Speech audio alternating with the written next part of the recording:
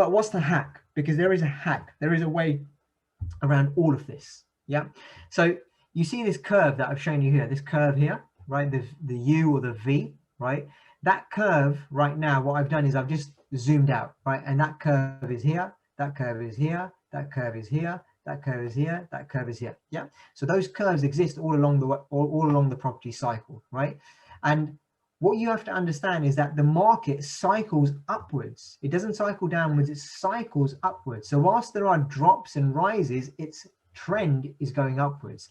The new bottom, so can you see this is a new bottom, is always higher than the previous low point, which means even if you bought at the highest or the lowest point in the market and that market crashes again, you'll still be higher than where you bought, right? Pretty much what John was saying earlier, that you give it enough time, it will rise. Yeah. And the new peak, see the new peak, every time there's a new peak, the new peak is always higher than the previous peak as well. So even if you bought at the peak of the market and the market crashed and you lost all your money, well, guess what? You just have to hold it long enough because the new peak is going to be higher, right? And that is the property cycle. But let's go through it in a little bit more detail, right? So this is about 40 years worth of data, 1982 to March 2021. So let's have a look at 2007, right? In 2007, property prices were at their highest of £195,000 roughly. Then we went into a free fall recession.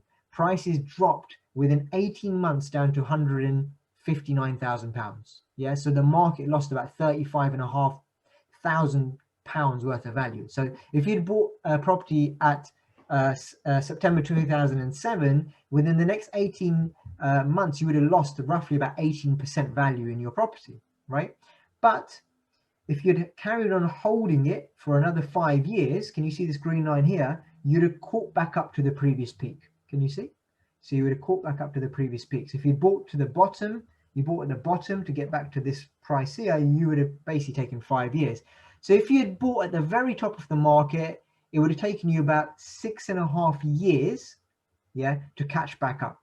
But if you carried on holding it, so you bought, let's say at the peak, worst case scenario, market drops, it starts to gain value. If you just carried on holding it, then boom, right now your property will be worth around £269,000. Yeah, does that make sense, guys? Right? So this is just proving, this is 40 years worth of data, but you can trace this back to, you know, as many records as you can in England, and it's gonna show you the same thing. Yeah, and all these little circles, all these little blips you can see is the market actually cycling upwards. Okay, so same with rentals, right? What this shows is that, can you see here, can you see my mouse moving on the screen, by the way, guys? Just drop me a yes if you can see my mouse moving along the screen. Yeah, can you see it?